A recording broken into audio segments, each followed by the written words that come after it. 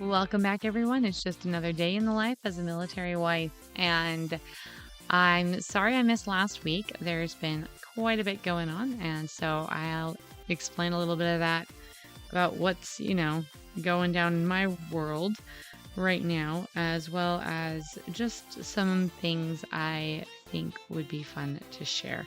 I still do professional development as much as I possibly can, making sure that I'm aware of what's going on in the field with family life science, even though I'm currently mostly just a stay-at-home mom and military wife, and while I'm sharing this information with you.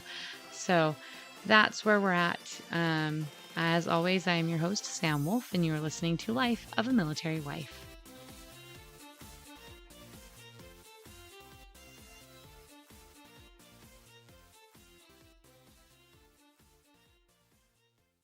Okay, so let me just explain. One of my philosophies in life that just helps me get through craziness is life happens. And as a military wife, just but always, it feels like, you just expect the unexpected. Things are not always going to go to plan. And that's what happened last week. So, as I've explained in a previous episode, I have some health complications that make it sometimes harder for me to get things done that I want to get done. And one of those is I've have some nerve damage and it causes some chronic pain and it flares up. And normally I'm able to get that treated using battlefield acupuncture and some other methods, but I can't use those right now because surprise, something I haven't shared yet. I'm expecting a baby. I'm going to be having a baby. So I can't be doing some of the same treatments for my chronic pain that I traditionally have done. So there are days where I have high pain days that I just don't function as well, and that's what happened last week. So, life is crazy. It happens, but we're really excited for this surprise kiddo that is coming along, and we're going to roll with it because that's what we do. Life happens. And um that's part of what I'm wanted to just kind of talk about with today. Um this last week, the school counselor at my kids' school does these wonderful classes for parents, and they're on all different topics. And I like going to them because for me, they're a refresher course on a lot of the different techniques and skills and stuff that I've learned for my career with family life science and just educating families in general. Um, and they're also just helpful to get a refresher course as a parent on the things that you can do to help your kids in general. So I love going to these. I consider them my professional development days in some ways. And the counselor, the topic that she brought up this time around was zones of regulation. And this is a concept, it's geared towards kids and it's used primarily from what I've seen in schools. And which I think is kind of sad because it's actually a really awesome concept. It works great even for adults. And so the more I was listening to her presentation, the more I was like frantically taking notes and going, oh my goodness, I need to share this with people. This is going to be awesome. So I'm pulling out my notes right now so that I don't, misspeak on all of this. But with the zones of regulation, this was put together. Oh, okay. Of course, now that I'm here and doing this, I cannot find the lady who did this program. But anyway, it helps the kids understand their emotions and where their emotions are at. And it puts, broadly speaking, the most common emotions down into 4 zones. And the one thing I really love that the school counselor mentioned is that it's okay. We're all going to be in these different zones at different times. It's all right. There's nothing wrong with any of these zones, but our most productive zone and where we're going to and where we should spend most of our time is in the green zone. So the first zone is the blue zone. And this is sad, sick, tired, bored, or just, moving slow. Just, those days where you're just kind of dragging. Um, Green zone. Happy, calm, feeling okay, focused, engaged. Um, like intellectually engaged. That's that zone. And that's ideally where we should be most of the time. Yellow zone. Frustrated, worried, silly, wiggly, excited, feel some loss of control. Like you're just getting a little overstimulated. Red zone. Mad, angry, terrified, yelling, hitting, elated, out of control. And I think this is a good, personally, I love this. I think this is a great system because it points out that there are like silly and wiggly, that's yellow. And it's not bad for kids, especially to be silly or wiggly or to have those moments where you're being silly, but you don't want to live there. You don't want to camp out in Sillyville 90% of your life. There's times you need to do other things, feel into other things. Balance is important. But it's okay to be there sometimes. I mean, we'll like play silly games with the kids and get into water fights and we'll even adults, we need to let off some steam sometimes and just get a good laugh. So and the other thing I liked that was in the red zone that it covered was elated, is that when you are overstimulated, it it's not always a good thing. Like it may feel good at the moment, like just being like super whatever, but it's not where you should live. Like just being always overstimulated is not a good thing. So anyway, as an adult, I was like, oh, this is really great. And it talks about just because maybe the kid is not comfortable saying that they're mad or they're frustrated or whatever. So you can just ask them, hey, what zone are you in? What color do you feel? And that'll help give you an idea of where they're at and stuff. But I was thinking more and more about the what she was when she was talking about this, and she talked about how to help the kids calm down and how things like that. And I spoke up and I'm like, oh, we do mommy timeouts.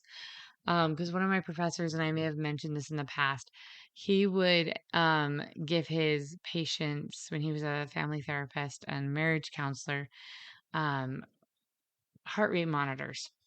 And if their heart rate was outside of a certain range, then they couldn't discuss problems until they were calmed down or functioning. And because honestly, when our emotions are going all over the place, we don't think as clearly.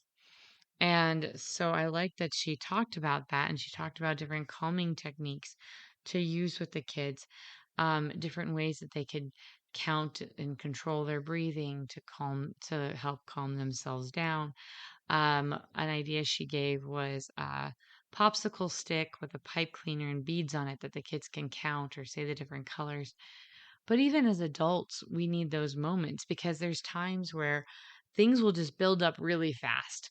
Um, I'll go from feeling calm and fine and no big deal to like the kids just bombarding me back and forth or just a whole bunch of things happening really quickly. So my heart rate will go up, I'll get frustrated, and then I will overreact to something that one of the kids did or said or whatnot. And I have to step back and be like, whoa, whoa, wait a second. This is not a proper response. And so this goes into the next thing she talked about, which was size of response. So, is it a big problem? Is it a small problem? Like, what's the size of the problem? And then what's the size of your response? And then are they equal? So, if it's a really small thing and you're having a really big emotional response, that's the cue that you need to step back and calm yourself down and analyze what's really going on. Because maybe you have buildup, you've got pile up. So you're getting upset about one of the kids for spilling something, but really it's not that the kid spilled something. It's that you've got a headache, you've got one kid screaming, you've got another kid not doing their chores, the dog is trying to get your attention, and then someone spilt water. So there's all this other stuff going on, and it was just the straw that broke the camel's back is the one that you're responding to. And that is just, it happens. It happens to all of us. We're human. And sometimes things will build up so quickly that we don't have a chance to take that break and calm down. But it's recognizing that we need to and just walking away for a second. Um, I remember when my husband was away for basic training and I was pregnant and I had a toddler, and I was talking to my sister-in-law about how stressed I was one time because he just kept getting into things and making messes, and I was really, really tired because of the pregnancy. And she's like, he can have a timeout. I'm like, but he's not even two. I shouldn't put him on a timeout. That makes me a mean mommy. She's like, if you need a break so that you're not losing it, then yeah, he can have a timeout. And I accidentally fell asleep because I was exhausted. And when I woke up, my son had gotten into something. I don't even remember what it was. I think it was like some sort of food item or something. It was something that was really little. There was lots of really little bits, like sprinkles or like Cheerios or something. I don't remember what it was, but it was a lot of really little objects. And I was furious. I was absolutely furious. And I took a moment, I took a deep breath, I picked him up, I walked him into his room, I put him in his crib so that he could not play with it while I was trying to clean it up. And he stayed in his crib while I cleaned up the mess. And that's just what had to happen. And I'm like, okay. And and it wasn't the end of the world. I wasn't a bad mom. He survived. And there's times now where I'll have to tell my kids, I'm like, mommy, time out. And I'm like, I'm starting to get frustrated and it's not your fault. And I don't want to get upset at you for something that isn't your fault. So I need a mommy timeout to calm myself down. And the kids are starting to understand, oh, okay, mommy timeout. And nobody wants to, have someone snap at them for something that they didn't do, for, something that they did not cause or are responsible for. Nobody wants to have things taken out on them. And so the kids have learned really quickly that I'm trying to be responsible and explain how I feel, and if I need a mommy timeout, I just need a break to calm myself down. And and that's helping them realize that they need to take those moments to emotionally regulate themselves too. And so being honest about where we're at. Are we at a yellow? Are we at a red? And when your kids are at a red, it's just going to be harder to communicate and rationalize with them. It's better to try to catch it when they're at a yellow, when they're just starting to get overstimulated, when they're just getting frustrated, and help them calm down. Same with us, like same with me. If I can calm down when I'm still in the yellow, then it's easier to get to the green. And and then don't try to teach them these calming techniques when they're tense. Just like you don't any like whenever someone tells you to just chill out and relax and you're like on the brink of a breakdown, that never happens. It never helps. It just doesn't. And so it's knowing when to say stuff too. And just I was really, really excited. I really enjoyed the little class that was taught. And thinking about all of that, I feel like in this world, we just go 24/7. The news media is going 24/7. You can shop and buy almost anything you want any time of the day or night. You can have food delivered to your house. You can just like it, we're a non-stop civilization and society and community. And because of that, we don't really take those mental breaks. We don't really give ourselves a chance to breathe. And it can be overstimulating, overstimulating for us, even as adults, let alone children. And so sometimes one of the best things we can do for ourselves and for our family members is to just say no. Just be like, yeah, we're going to take a family day. Nope, I need to take a break. And I love being involved with things. My husband knows this. I'm an extrovert. I enjoy people. I enjoy being out and about. Um, and so it is thanks to military life, I have had to learn that sometimes it's okay to just stay at home with my family. It's okay to take a break and not do everything. Because there's always something more you can do. But at some point, it becomes fluff and stuff, and it's not quality. And it's not improving your life as much as it's stressing your life out. And so maybe take a no spend day where you're not doing like buying anything. Maybe take a day off on your weekend where you don't do any major house projects and you don't really go anywhere, but you just hang out with a close friend or your spouse or your kids or someone, or heck, just read a book. It's amazing how little time I have to sit and actually read a book anymore without getting interrupted. And I miss those quiet moments when I can do that. And it's finding those quiet times, it's building quiet times into our lives. This was one of the best pieces of advice I was given by my sister-in-law. I love this one. It has helped me a lot, so I'm passing it on to you, and I think everyone needs this.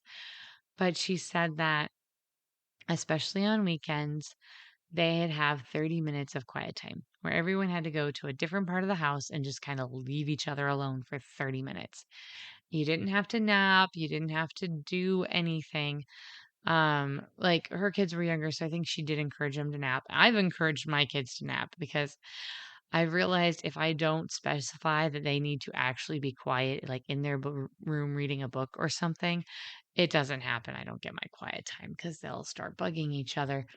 But it helps. It helps them. It helps me. It just having that quiet time and do whatever. Do read a book, take a nap. Sometimes I'll watch a TV show. I find that that's not as always relaxing as the others. Maybe just listen to some music.